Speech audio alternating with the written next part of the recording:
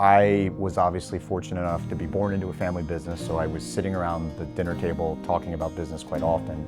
My predecessor, who was a non-family member, used to joke that our job was to make sure the business was making enough money so Frank couldn't give it all away, who was my father. And my father was definitely the impetus behind sort of this deep commitment to the community. However, for a long time, most of our giving was really focused just on sort of things that really were making a difference, but were also very scattershotted and not really directed towards a certain initiative. And so as I grew up through the business and got involved in the foundation and really had some incredible experiences getting to meet people that we had touched and lives that had been changed, it was phenomenal, but there was this sort of missing element, and I would describe it in two ways. One, there was a real lack of connectivity between the people that were generating all the revenue for the business, the people that were working in the field, the people that are really doing what drives the economic engine of our company, to the work that we were doing philanthropically.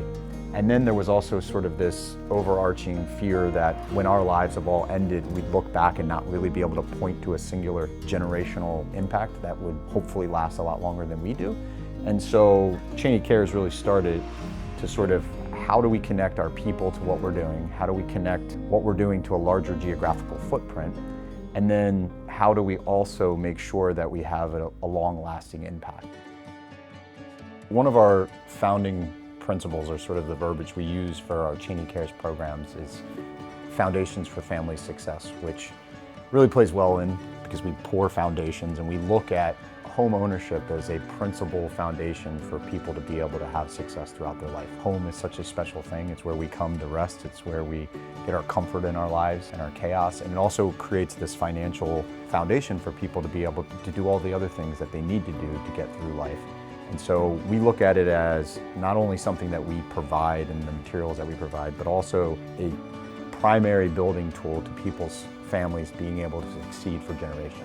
The tagline of Foundations for Family Success was really built in the ethos that home ownership can create a lasting impact. It can change people's lives, not just for themselves, but for future generations. And it was such a great partnership because it was a product that we sold. And so our folks could understand it, they could volunteer and get involved, they could see it. And it's, again, I keep coming back to this, but it connects to what we do. We're building things, we're building communities. Well, what really builds a community? A home builds a community, but that's the structural sense of it, right? There's so much more that comes with that connects people within their community. The ability for people to really find a home or have a home and be able to reset their lives or restart their lives or just stabilize their lives, and the fact that that's going to make a difference for them, for their children, for their cousins, for their family, that's the self sort of joy that you get out of it, right? The best part of all of this is just knowing that whether it's through running the company or the work that we're doing, you're able to change folks' trajectory one way or the other. When you have partners over an extended period of time, partnerships develop and you have the ability to find more opportunities to connect. And so I think that naturally has happened with Habitat. When you have a deeper alignment, you're obviously committing more from a financial perspective and you're committing more from a product perspective. And so through that, you develop stronger bonds with the organizations, and Habitat specifically, I think we have a great bond with. And so inherently, as your company is seeing that, that allows them to connect through their company to the good work that the company's doing.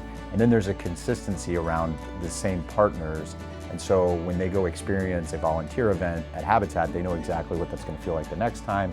And they may tell somebody that they work with, like, hey, yeah, this might be something that you just see posted by the company, but I had an incredible experience. And you hear those stories certainly quite a bit. And I think the legacy of this particular commitment through the company will be here, whether it's my kids or whomever comes beyond, because I think that once you create a culture that's connected through your people, it moves beyond who's leading the company.